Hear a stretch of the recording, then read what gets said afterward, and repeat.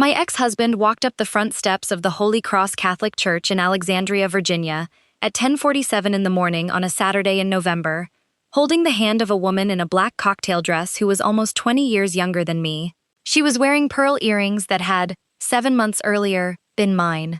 She was carrying a small Louis Vuitton clutch that had, 7 months earlier, been mine.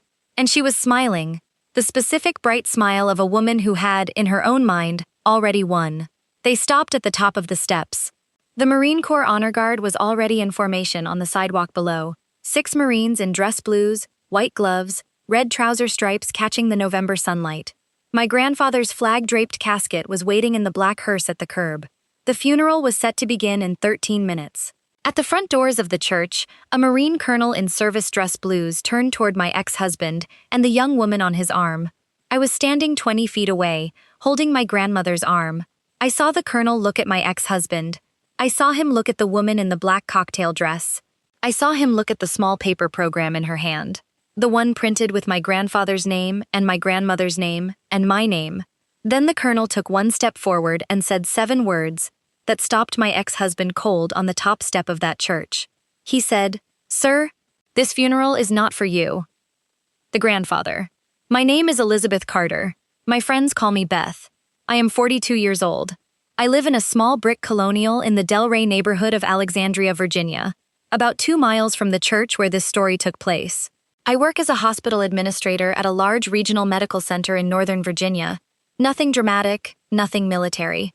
But I need to tell you about the family that raised me, because you cannot understand what happened at Holy Cross that morning without understanding who my grandfather was, and who my grandmother is, and why my ex-husband made the mistake he made. My grandfather was Colonel Raymond Carter, United States Marine Corps, retired. He was 91 years old when he died on the second Tuesday of November of last year, at Walter Reed National Military Medical Center, of complications from congestive heart failure. My grandmother was holding his hand. I was holding his other hand. I want to tell you what kind of man my grandfather was, because it matters. He enlisted in the Marine Corps in 1951 at the age of 17. He fought in Korea. He was wounded twice, once at the Chosin Reservoir in the winter of 1950, as a very young enlisted man, and again in 1968 as a captain in Vietnam. He received the Silver Star, 2 Bronze Stars with V device, 3 Purple Hearts, and the Legion of Merit before he retired as a full colonel in 1983 after 32 years of service. He raised me. I want to explain that because it is not the usual story. My mother, my grandfather's only child, died in a car accident on I-95 outside Fredericksburg when I was 4 years old. My father, who had been my mother's college boyfriend and who had married her when she was 21 and pregnant, decided within 8 months of my mother's funeral that he was not equipped to raise a 4-year-old daughter alone. He signed guardianship papers to my grandparents in the summer of 1987 and moved to Oregon. I have seen him 3 times since. He did not attend my grandfather's funeral. He is, I believe, still living in Oregon. My grandfather and my grandmother raised me.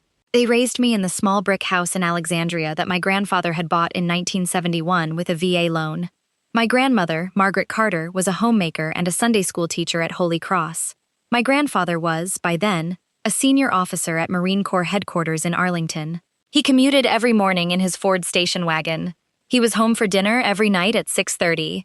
He read to me every night from the age of 4 until I was 12 years old, and told him, one evening in a fit of adolescent pride, that I was too old to be read to. He said, that night, "Elizabeth, that is fine. I will be here when you change your mind." I changed my mind 3 weeks later. He was there. I went to college at the University of Virginia on my grandfather's savings and a small scholarship from the Marine Corps Scholarship Foundation. I met my ex-husband, his name is Michael Doyle, at UVA in my junior year. Michael was 2 years ahead of me. He was pre-law. He was, at that time, a warm and funny young man from a nice family in Richmond, who came to Sunday dinner at my grandparents' house and shook my grandfather's hand and called him Sir. My grandfather liked Michael, at first. We married in 2007. Michael went to law school at William and Mary. He became a corporate attorney at a mid-sized firm in Northern Virginia. We bought the small brick colonial in Delray in 2010. We tried to have children for 6 years. We could not. We accepted, together, in 2016, that we were not going to be parents. That was the year Michael changed. I want to be careful here, because I do not want to speak badly of my ex-husband beyond what is necessary for the story. Michael did not become cruel overnight. He became, over about 18 months, quietly distant. He worked later. He traveled more. He stopped coming with me to Sunday dinner at my grandparents' house on the second Sunday of each month. He started, in 2019, to make small comments about my grandfather.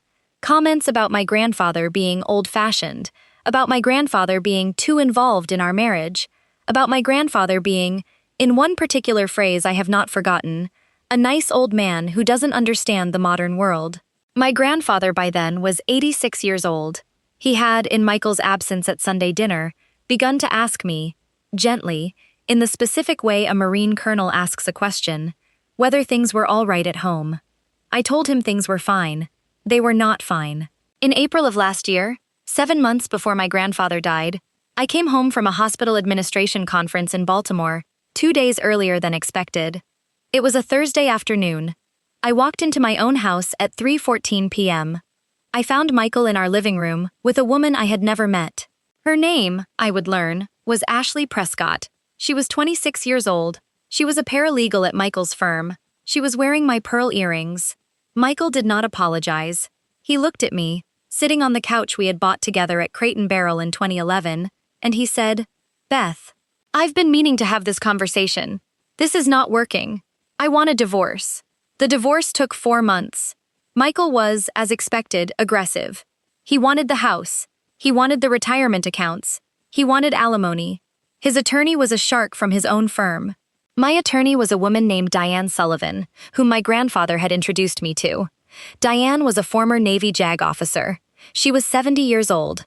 She had, my grandfather told me, some experience with this kind of gentleman. The divorce was finalized in September. I kept the house. Michael got half the retirement accounts. There was no alimony. Ashley Prescott moved into Michael's new apartment in Arlington within 2 weeks of the final decree. I told my grandfather about the divorce over Sunday dinner in October. He listened. He did not react. When I was finished, he said only, "Elizabeth, I am proud of you, and I am sorry." That was 3 weeks before he died. He died on a Tuesday. We buried him on Saturday, November 16th, at Holy Cross Catholic Church in Alexandria, with full military honors. That is the funeral my ex-husband tried to attend. The invitation list. I want to explain how my ex-husband ended up at Holy Cross Catholic Church on the morning of November 16th, because it is important for understanding why what happened next happened. Michael was not invited to the funeral. I want to be very clear about that. Michael Doyle was not on the funeral guest list. He was not sent a program. He was not told the date, the time, or the location. My grandmother had, on the Wednesday after my grandfather's death, sat down with me at her dining room table in Alexandria and had, in a very deliberate way, asked me, "Elizabeth, about Michael, are you inviting him?" I said, "Grandma, no." She said, "Are you sure?" I said, "Grandma, Michael did not come to Sunday dinner for the last 2 years of Grandpa's life. Michael cheated on me in Grandpa's granddaughter's house. Michael has not spoken to me since the divorce finalized. Michael is not family." My grandmother nodded once. She said, "Elizabeth, that is your answer to give. I will not question it." That was the last time we discussed Michael. The funeral arrangements were, per my grandfather's wishes, documented in his will, handled by the Marine Corps Casualty Assistance Office, in coordination with the funeral home. My grandfather had, as many veterans of his generation and rank do, written detailed instructions for his own funeral more than a decade before he died. He had specified the church. He had specified the readings. He had specified the pallbearers, 6 Marines from his final command at Marine Corps headquarters, who were now themselves retired but who had, when contacted, agreed without hesitation to serve. He had also specified the officer he wanted to serve as his officer in charge for the funeral honors. That officer's name was Colonel Marcus Ellsworth, United States Marine Corps. Colonel Ellsworth was 58 years old. He had served as a young lieutenant under my grandfather in the mid-1990s at Marine Corps headquarters. He had, in the 30 years since, risen to become one of the senior operational planners in the Marine Corps, currently assigned to a joint command in Northern Virginia. He was, per my grandfather's instructions, to serve as the officer in charge of the funeral proceedings. Meaning he was, in the specific protocol of a Marine Corps funeral, the person responsible for the dignity, order, and conduct of the ceremony from the moment the honor guard arrived at the church until the moment the flag was presented to my grandmother at the graveside. I met Colonel Ellsworth for the first time on Friday, November 15th at 4:30 p.m. at the funeral home for the visitation. He was in service dress blues. He was slightly under 6 feet tall. He had graying haircut regulation short. He had, over his left breast, ribbons that included the silver star, the bronze star with V device, and 2 purple hearts of his own. He walked directly to my grandmother when we arrived. He saluted her. Grandmothers, in Marine Corps tradition, are saluted the way widows are saluted. He said, "Mrs. Carter, it is the honor of my career to see the Colonel home. I served under him at Marine Corps headquarters in 1994 as a young lieutenant. He was the first officer who taught me what a Marine officer actually does. I have carried that lesson for 30 years. I am so very sorry for your loss."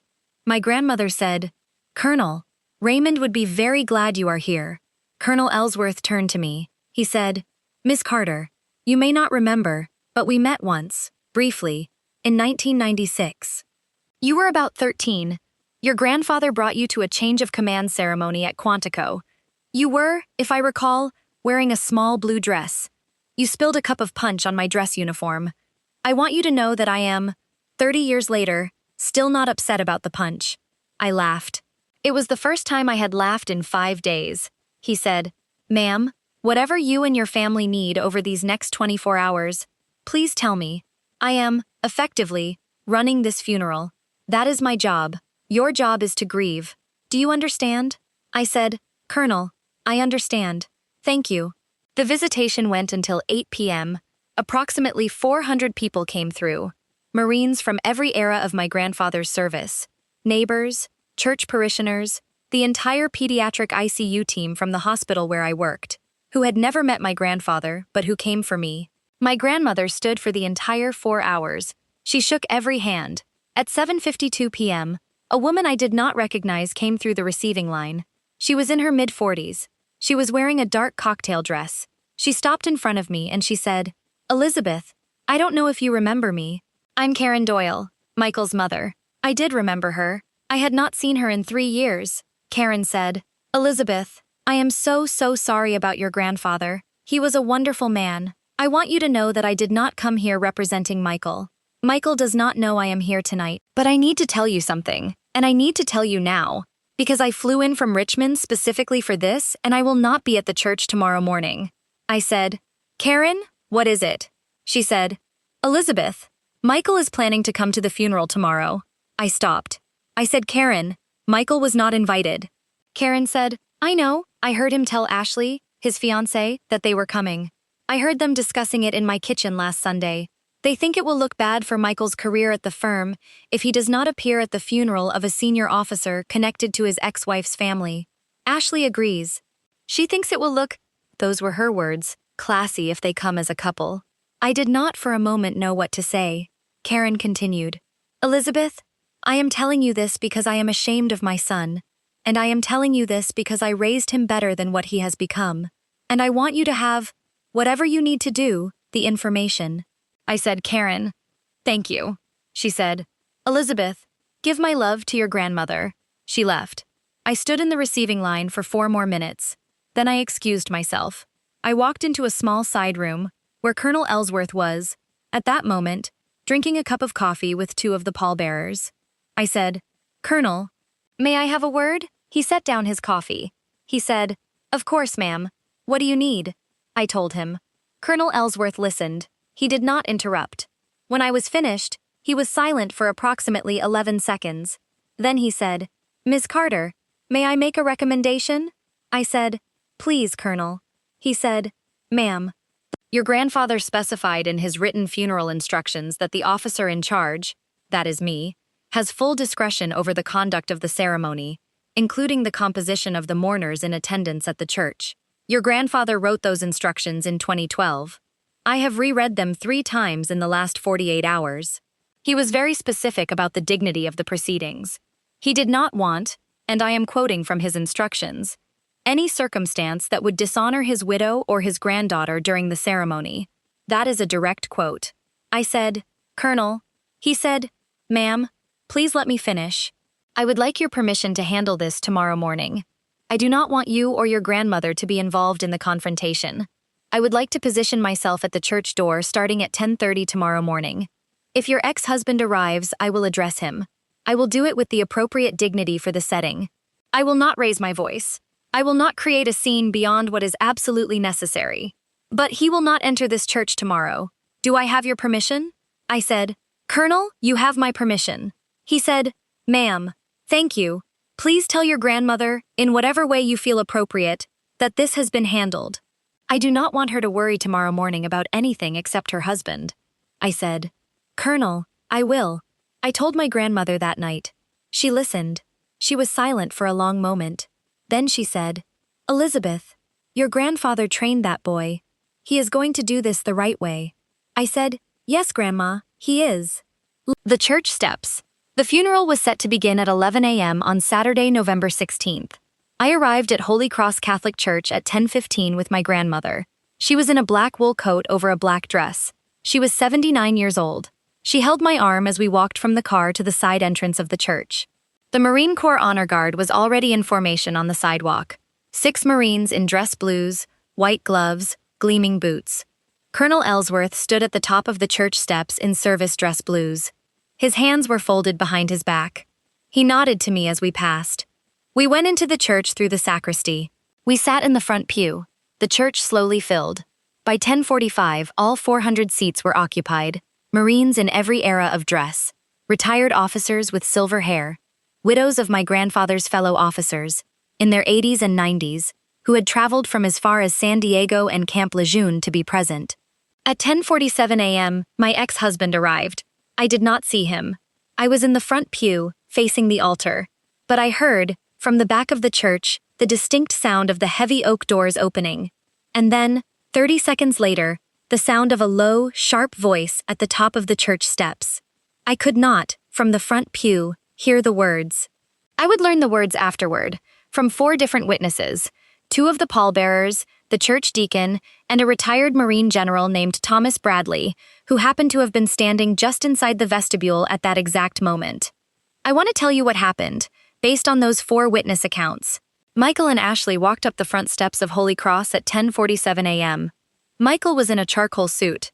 Ashley was in a black cocktail dress that was, per Deacon Vincent Molina's later description, at least 3 inches shorter than the appropriate length for a funeral, and cut in a manner that was more suitable for a nightclub than a church. They stopped at the top of the steps. Colonel Ellsworth turned toward them. He said, Sir, ma'am, good morning. May I ask your names? Michael said, Michael Doyle. This is my fiancé, Ashley. We're here for Colonel Carter's funeral. Colonel Ellsworth nodded once. He said, Mr. Doyle, I understand. May I ask what your relationship was to Colonel Carter? Michael hesitated for a moment. Then he said, I'm his granddaughter Beth's ex-husband. We were close during our marriage. Colonel Ellsworth said, I see. Mr. Doyle, may I ask when you last saw Colonel Carter in person? Michael did not answer immediately. Colonel Ellsworth said, Mr. Doyle, please take your time. Michael said, It's been a while. Maybe 3 years. Colonel Ellsworth said, Mr. Doyle, are you aware that Colonel Carter and Ms. Carter, Beth, had Sunday dinner together on the second Sunday of every month at Colonel Carter's home for the last 18 years, up until his death? Michael said, Yes. Colonel Ellsworth said, Are you aware that you did not attend that Sunday dinner for the last 23 consecutive months of Colonel Carter's life? Michael said, Colonel, sir, I don't see how that's relevant. Colonel Ellsworth said, Mr. Doyle, I would like to be very direct with you. This is a funeral for a Marine colonel who received the Silver Star, 3 Purple Hearts, and the Legion of Merit over 32 years of service to this country. He raised the woman sitting in the front pew of this church. He walked her down the aisle at her wedding. He introduced her to you personally, in this exact church, at a Sunday Mass in the fall of 2005. I am aware of these facts because Ms. Carter mentioned them to me last night. He also, in the last 3 years of his life, was aware, as many grandfathers are aware, of what was happening in his granddaughter's home. He raised her. He did not raise a fool. Michael did not speak. Colonel Ellsworth continued, Mr. Doyle, I am the officer in charge of this funeral. I have been given authority by Colonel Carter's written funeral instructions to conduct these proceedings with dignity. I want to give you a choice. You may leave, quietly, right now, with Ms. Prescott. You may drive back to your home in Arlington, or you may remain, and I will address you again with witnesses, and this conversation will become substantially more public. Do you understand what I am telling you? Michael said, Sir, this is ridiculous. This is a public church. I have every right to be here. Colonel Ellsworth said, Mr. Doyle, this is a Marine Corps funeral. It is a private ceremony held in a public church, and its access is governed by the family and by the officer in charge. That is me. You have no invitation. Your presence is a disturbance to the widow and the granddaughter of a Marine officer who served this country for 32 years. I am asking you to leave. I am not requesting. I am asking. Do you understand the distinction? Ashley Prescott spoke up. She said, This is unbelievable. Michael, are you going to let him talk to us like this? We have every right, Colonel Ellsworth said, without turning his head to look at her. Ma'am, please do not speak in this conversation. This is a matter between me and Mr. Doyle. Ashley said, Excuse me? I have every right to. Colonel Ellsworth turned to her. He said quietly, Ma'am, you are 26 years old. You are wearing an inappropriate garment for the setting. You are carrying a bag that, if I am not mistaken, from 10 feet of distance, appears to be Miss Carter's from an earlier season, and you have just told the officer in charge of a Marine Corps funeral that you have every right to attend the burial of a man whose granddaughter's marriage you assisted in ending. I would like you, ma'am, to consider very carefully whether you would like to continue this conversation, because I am, at present, being gracious, and I am approximately 30 seconds away from calling the Alexandria Police Department to have you both removed from church property. Do we understand each other? Ashley did not speak. Michael looked at Ashley. He looked at the 6 pallbearers who had, during this conversation, quietly moved into a semicircle at the base of the church steps. He looked at retired General Bradley, who was standing in the vestibule with his arms folded. He looked, finally, at Colonel Ellsworth. He said, Colonel, we're leaving. Colonel Ellsworth said, Mr. Doyle, thank you. Please have a safe drive home. Michael and Ashley walked back down the church steps. Michael did not look at the Marines in formation. He did not look at anyone. Ashley, per Deacon Molina's account, cried, silently, from approximately the 3rd step downward. They got into a black Audi at the curb. They drove away at 10:53 a.m. The funeral began, on time, at 11 a.m. I did not know, until the reception at my grandmother's house afterward, what had happened at the church steps. After Colonel Ellsworth told me at the reception, he told me quietly, in the sunroom of my grandmother's house, with a small cup of coffee in his hand. He told me the whole conversation. He apologized for the phrase about the Louis Vuitton clutch, which he said was uncharitable, but which he could not in the moment restrain himself from saying. He apologized for the reference to Ashley's dress. He said he had spoken more sharply than the Corps preferred. I said, Colonel, you did not speak more sharply than the Corps preferred. You spoke exactly as sharply as my grandfather would have. Colonel Ellsworth was silent for a moment. Then he said, Ms. Carter, that is the highest compliment I have received in my career. Thank you. The funeral had been beautiful. The Marine Corps band had played. The pallbearers had carried my grandfather with precision. The graveside honors at Arlington National Cemetery, because my grandfather had earned burial at Arlington and had chosen it, were, per Colonel Ellsworth's careful orchestration, textbook, 3 volleys, taps, the folded flag. My grandmother received the flag with steady hands. She did not cry until we were in the car on the way back to the reception. I want to tell you what happened after. Michael sent me an email, 1 week after the funeral. It was 3 paragraphs. He said he was disappointed in the way he had been treated at the church. He said he understood that emotions had been running high, and that he hoped we could all move past it. He said he had no ill will. I did not respond. Ashley Prescott, 3 weeks after the funeral, posted a series of social media posts about the incident. She described Colonel Ellsworth as, in her phrase, a rude old man who insulted a bride-to-be at a church. The posts got, briefly, some attention. They also, within 72 hours, generated a response from a retired Marine Corps general who had attended the funeral and who happened to see the posts. He wrote a very brief comment. It said, in its entirety, I was in the vestibule. The colonel showed you extraordinary restraint. You may want to delete this. Ashley deleted the posts within the hour. Michael's law firm, I learned this through a mutual friend 3 months later, quietly declined to consider Michael for a partnership vote that had been expected to happen in the spring. Michael was, according to the friend, asked to reflect on his professional presentation. He left the firm in August. He is now, I am told, at a smaller firm in Manassas. Michael and Ashley did not, in the end, get married. I do not know the reason. I do not particularly care. Karen Doyle, Michael's mother, sent my grandmother a handwritten letter in January. My grandmother read it once, wrote back one line, and did not mention it to me for 2 months. The line she wrote was, in her elegant script, Karen, I received your letter.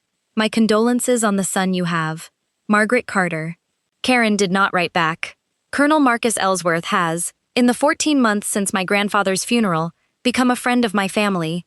He and my grandmother have lunch every 4 to 6 weeks at a small diner near her house in Alexandria. He calls her Mrs. Carter, ma'am. She calls him Marcus.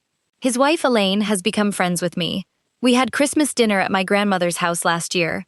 Colonel Ellsworth carved the turkey. He said, before the meal, Mrs. Carter, ma'am, Colonel Carter should be at this table.